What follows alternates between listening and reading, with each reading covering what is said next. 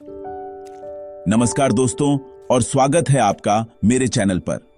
आज हम एक बहुत ही गहरे और दिलचस्प विषय पर बात करने वाले हैं।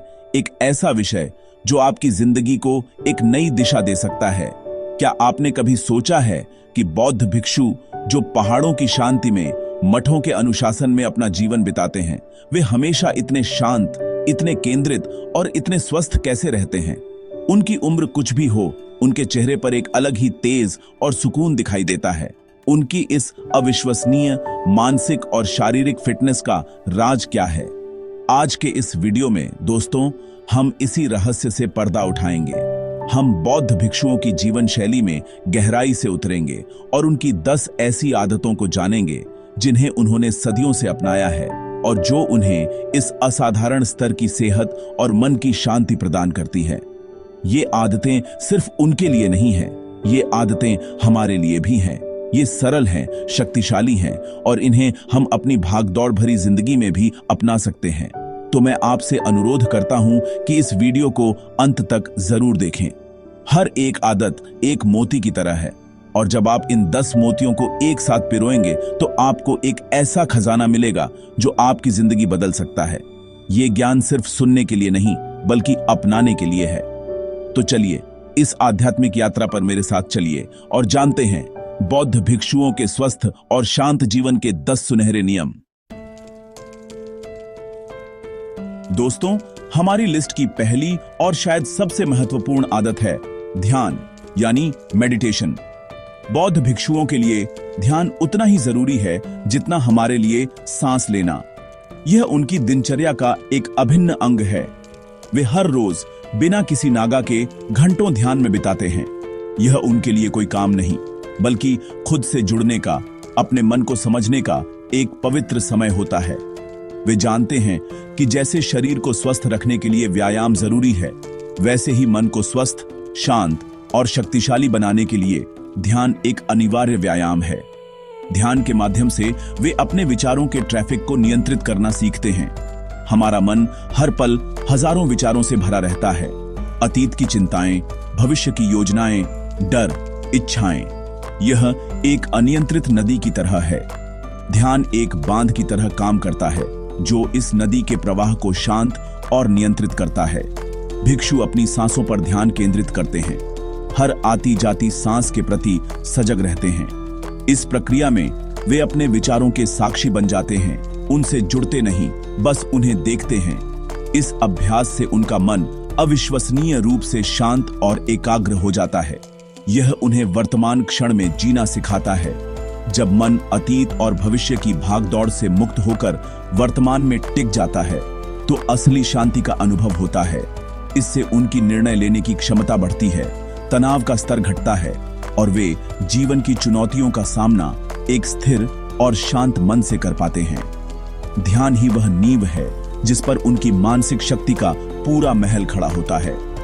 अगर हम भी अपनी दिनचर्या में सिर्फ 10 से 15 मिनट का ध्यान शामिल कर लें तो हम अपने जीवन में एक चमत्कारी बदलाव देख सकते हैं। शुरू में मन भटकेगा, विचार परेशान करेंगे, लेकिन जैसे एक भिक्षु धैर्य के साथ अभ्यास करता है, हमें भी करना होगा। यह आदत हमारे मानसिक स्वास्थ्य के लिए सबसे बड़ा निवेश हो सकती है जो हमें जीवन भर शांति और स्पष्टता का रिटर्न देगी। हमारी दूसरी आदत है सुबह जल्दी उठना, विशेष रूप से ब्रह्म मुहूर्त में, यानी सूर्योदय से लगभग 1.5 घंटा पहले। बौद्ध भिक्षुओं का जीवन प्रकृति की लय के साथ पूरी तरह से जुड़ा होता है और इसकी शुरुआत दिन के सबसे शांत और शक्तिशाली समय में जागने से होती है। वे मानते हैं कि यह समय ब्रह्मांडीय ऊर्जा से भरपूर होता है। इस समय वातावरण में सत्व गुण की प्रधानता होती है जो मन को शांति, पवित्रता और एकाग्रता प्रदान करता है। जब बाकी दुनिया सो रही होती है तब वे जागकर दिन की शुरुआत करते हैं। इस शांत समय का उपयोग वे ध्यान, प्रार्थना और आत्मचिंतन के लिए करते हैं। इससे उन्हें अपने दिन को एक सकारात्मक और केंद्रित दिशा देने का अवसर मिलता है। सुबह की ताजी हवा, पक्षियों का चहचहाना और वातावरण की शांति उनके मन और शरीर को एक नई ऊर्जा से भर देती है। यह आदत उन्हें पूरे दिन के लिए सक्रिय और जीवंत बनाए रखती है। जबकि हम में से कई लोग दिन की शुरुआत ही हड़बड़ी और तनाव से करते हैं। वैज्ञानिक दृष्टिकोण से भी सुबह जल्दी उठने के कई फायदे हैं। यह हमारी सर्कैडियन रिदम यानी बॉडी क्लॉक को सिंक्रोनाइज करता है, जिससे नींद की गुणवत्ता सुधरती है और हार्मोनल संतुलन बना रहता है। सुबह जल्दी उठने वालों में तनाव और अवसाद का स्तर कम पाया जाता है। उन्हें अपने काम के लिए, व्यायाम के लिए और खुद के लिए अतिरिक्त समय मिलता है, जिससे जीवन में एक बेहतर संतुलन स्थापित होता है।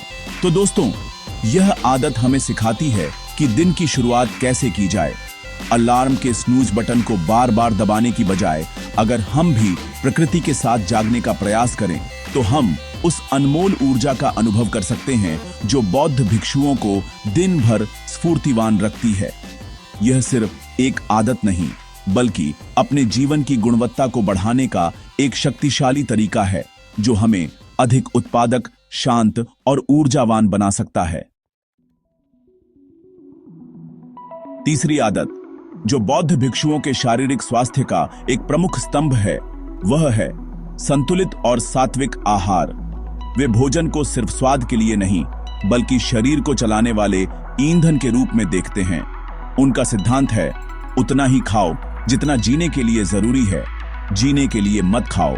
यह दर्शन उनके भोजन की हर प्लेट में झलकता है। वे सादा, शाकाहारी और पौष्टिक भोजन करते हैं, जिसमें ताजी सब्जियां, फल, अनाज और दालें शामिल होती हैं। उनका भोजन अक्सर उबला हुआ या हल्का पका हुआ होता है, जिसमें मसालों और तेल का प्रयोग न्यूनतम होता है।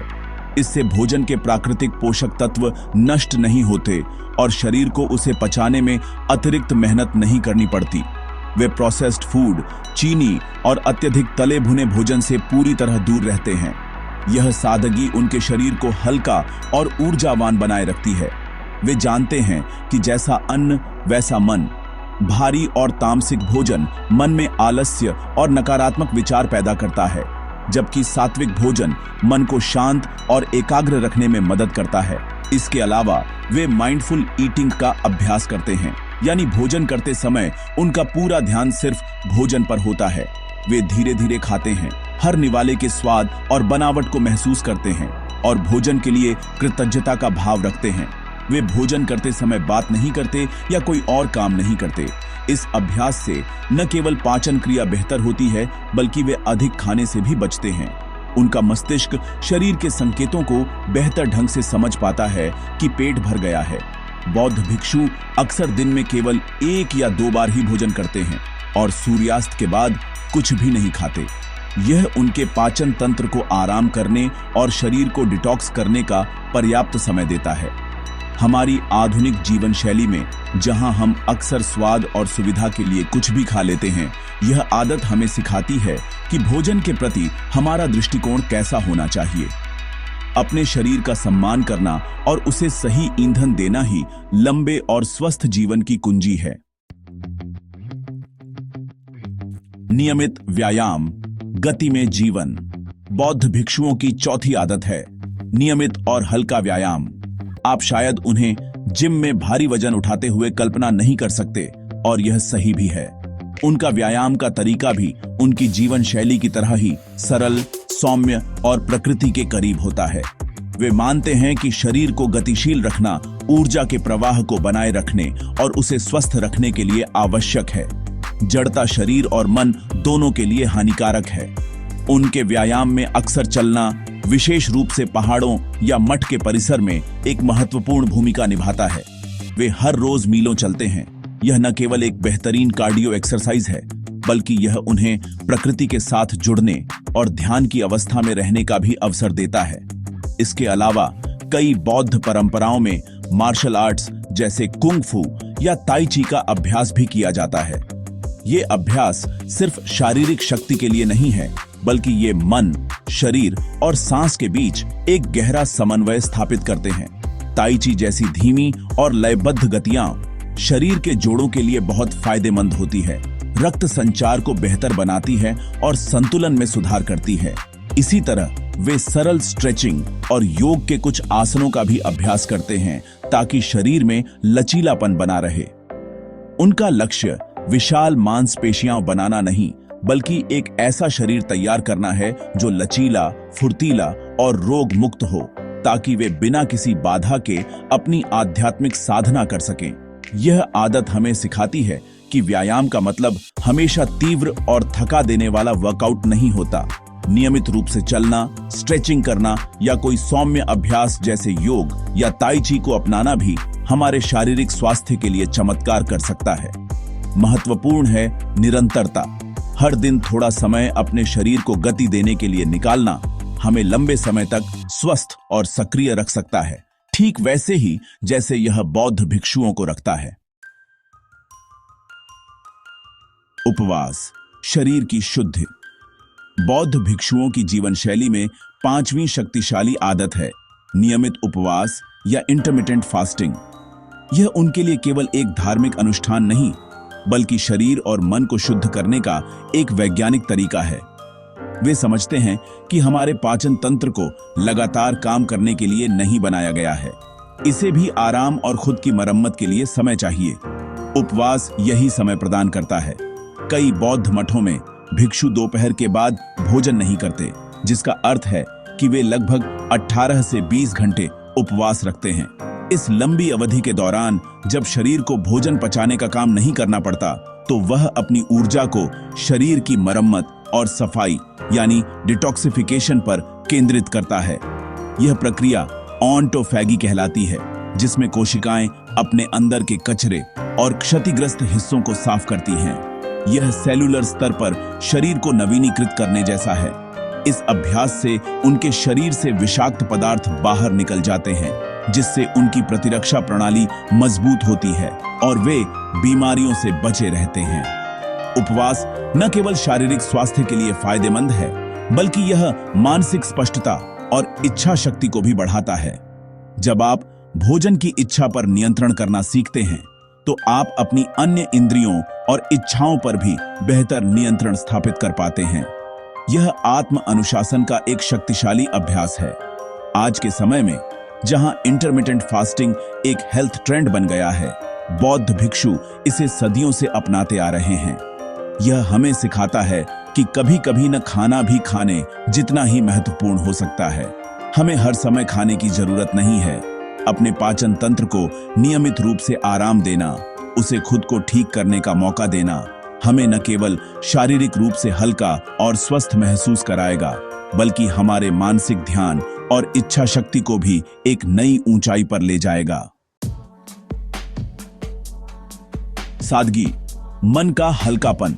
छठी आदत जो बौद्ध दर्शन के केंद्र में है, वह है सादगी या अपरिग्रह।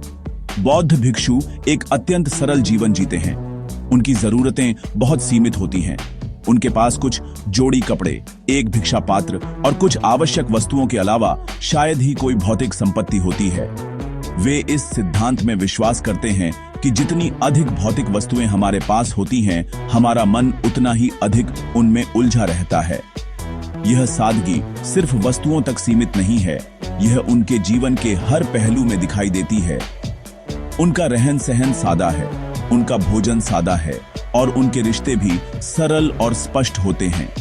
वे अनावश्यक चीजों को इकट्ठा करने, उनकी देखभाल करने और उन्हें खोने के डर से मुक्त होते हैं। यह मानसिक स्वतंत्रता उन्हें अपार शांति प्रदान करती है। जब मन भौतिक चीजों के बोझ से मुक्त हो जाता है, तो उसके पास आत्मचिंतन और आध्यात्मिक विकास के लिए अधिक स्थान और ऊर्जा होती है। आधुनिक समाज में हमें लगातार अधिक खरीदने, अधिक पाने और अधिक जमा करने के लिए प्रोत्साहित किया जाता है। हम अपनी खुशी और सफलता को अपनी संपत्ति से आंकते हैं, लेकिन बौद्ध भिक्षुओं का जीवन हमें एक अलग दृष्टिकोण प्रदान करता है। वे हमें दिखाते हैं कि सच्ची खुशी और अधिक में नहीं, बल्कि पर्याप्त में है। जब हम अपनी जरूरतों और इच्छाओं के बीच अंतर करना सीख जाते हैं, तो हम एक बहुत बड़े मानसिक बोझ से मुक्त हो जाते हैं।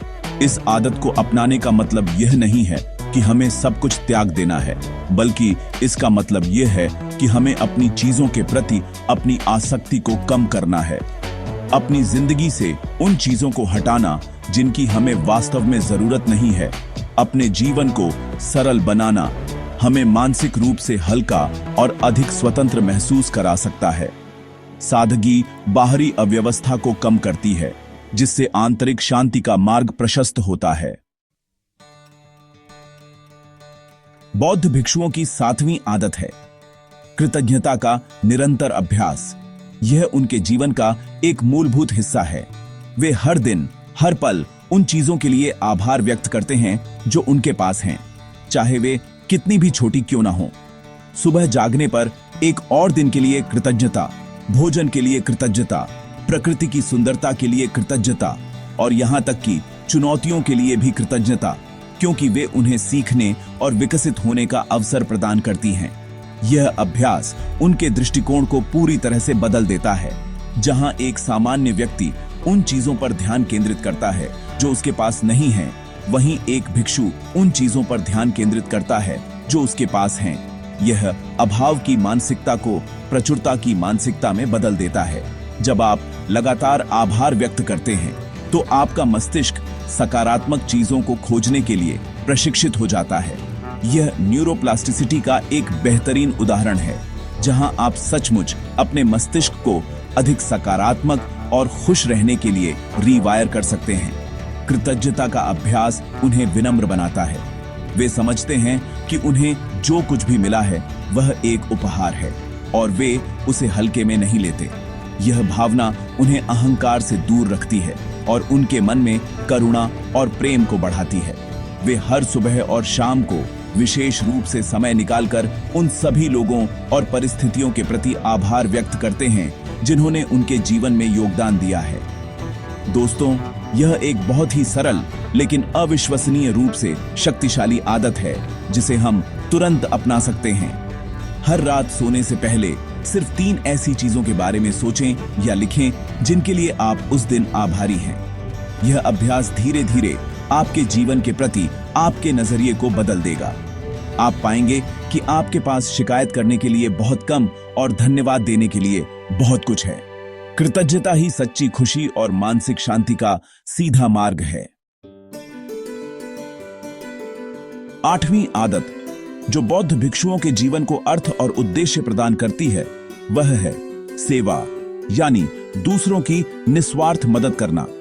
बौद्ध धर्म में करुणा को सर्वोच्च महत्व दिया गया है और सेवा इसी करुणा की व्यावहारिक अभिव्यक्ति है। भिक्षु अपना जीवन केवल अपनी मुक्ति के लिए नहीं जीते, बल्कि वे सभी प्राणियों के दुख को कम करने के लिए समर्पित होते हैं। यह सेवा भाव उनके हर कार्य में झलकता है। वे मठ में आने वाले लोगों को आध्यात्मिक शिक्षा देते हैं, बीमारों की देखभाल करते हैं, समुदाय के लिए काम करते हैं और जरूरतमंदों को भोजन और आश्रय प्रदान करते हैं। वे यह सब बिना किसी स्वार्थ या बदले में कुछ पाने की अपेक्षा के करते हैं। उनका मानना है कि दूसरों की मदद करके वे वास्तव में अपनी ही मदद कर रहे हैं। जब हम दूसरों के जीवन में सकारात्मक बदलाव लाते हैं तो हमें एक गहरी आत्मसंतुष्टि और खुशी का अनुभव होता है जिसे किसी भी भौतिक वस्तु से नहीं खरीदा जा सकता। सेवा का कार्य हमें मैं और मेरे के संकीर्ण दायरे से बाहर निकालता है और हमें एक बड़े उद्देश्य से जोड़ता है। यह हमारे अहंकार को कम करता है और हमें यह एहसास कराता है कि हम सब एक दूसरे से जुड़े हुए हैं। जब हम दूसरों के दुख को समझते हैं और उसे कम करने का प्रयास करते हैं तो हमारे अपने दुख और चिंताएं छोटी लगने लगती हैं। यह हमें अधिक सहानुभूतिपूर्ण, धैर्यवान और प्रेमपूर्ण इंसान बनाता है। हमें सेवा करने के लिए भिक्षु बनने की जरूरत नहीं है। हम अपने दैनिक जीवन में भी सेवा के अनगिनत अवसर खोज सकते हैं। किसी की छोटी सी मदद कर देना, किसी को एक सच्ची मुस्कान देना, किसी की बात को ध्यान से सुनना या अपने समुदाय में स्वेच्छा से काम करना, ये सभी सेवा के ही रूप हैं। जब हम देने का आनंद खोज लेते हैं तो हम पाते हैं कि हमें पाने से कहीं ज्यादा खुशी मिलती है।